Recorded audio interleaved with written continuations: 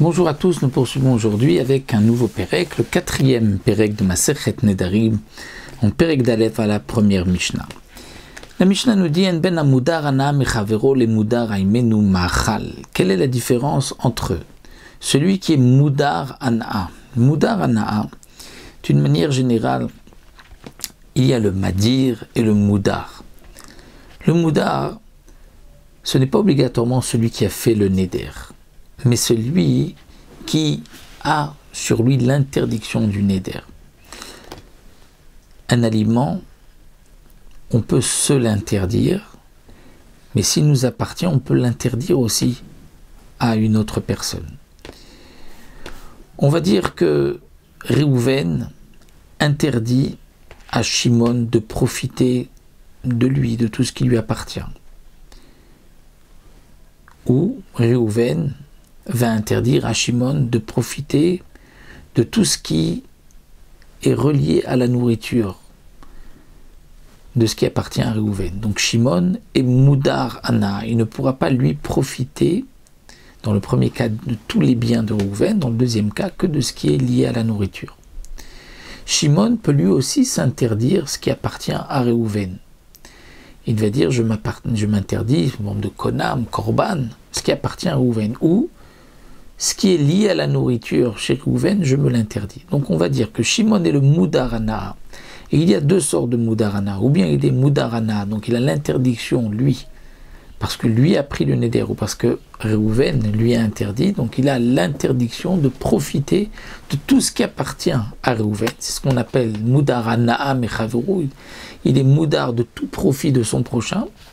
Ou bien il est moudar de nourriture, de tout ce qui est la nourriture. Donc quelle est la différence entre celui qui est moudarana mechavero de tout profit, où il est moudar, il a l'interdiction juste de ce qui est lié à la nourriture? Eh bien la différence, nous dit la Mishnah, c'est drissat haregel.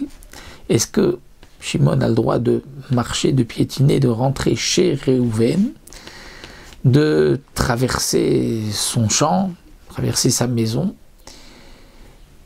Dans le cas où il a une interdiction de tout profit, il ne pourra pas. Si c'est juste lié à la nourriture, il pourra, parce que le marché traversé n'est pas lié à la nourriture.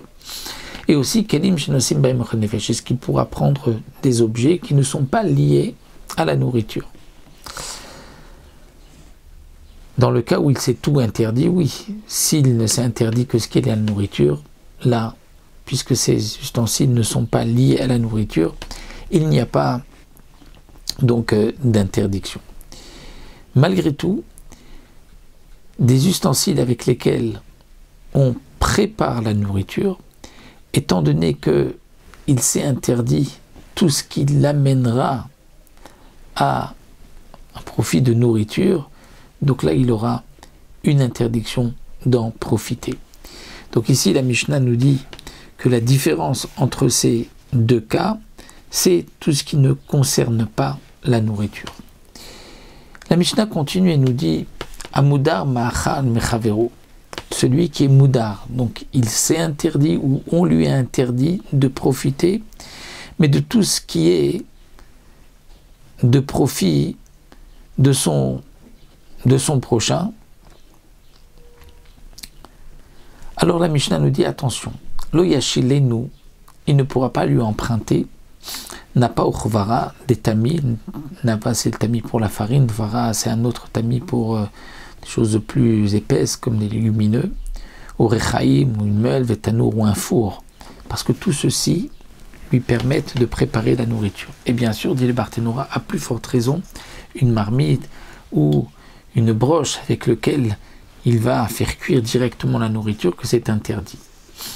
Aval, mais mashil, il pourra lui prêter donc, à celui qui ne peut pas profiter de lui, pourra lui prêter chalouk, un habit, vetabat, une bague, vetalit, ou un talit, ou un zamim, des boucles d'oreilles, vechol davar she'en aussi bochel nefesh, et toute chose avec lesquelles on ne fait pas de nourriture.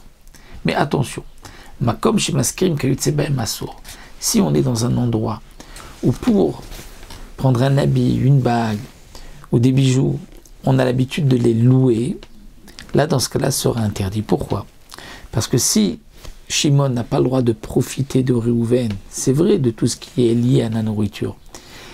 C'est vrai qu'un habit ou des bijoux ne sont pas liés à la nourriture, mais s'il avait dû payer pour louer ces bijoux-là, et qu'il ne paye pas, donc cet argent, il va pouvoir l'utiliser ensuite pour manger. Et puisque ici, ce n'est pas seulement une anaa directe de la nourriture, mais aussi de tout ce qui amènera indirectement à la nourriture.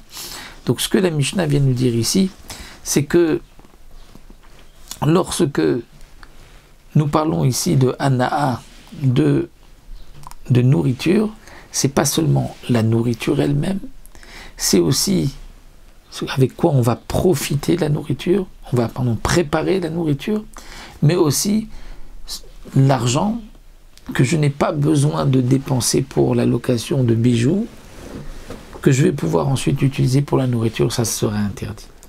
Donc dans quel cas on a le droit de profiter, si on est moudar ana'am de ma'achal, c'est seulement quelque chose où il n'y a aucun profit, ni direct, ni indirect, par rapport à la nourriture. Donc voici ce que la Mishnah ici vient nous enseigner.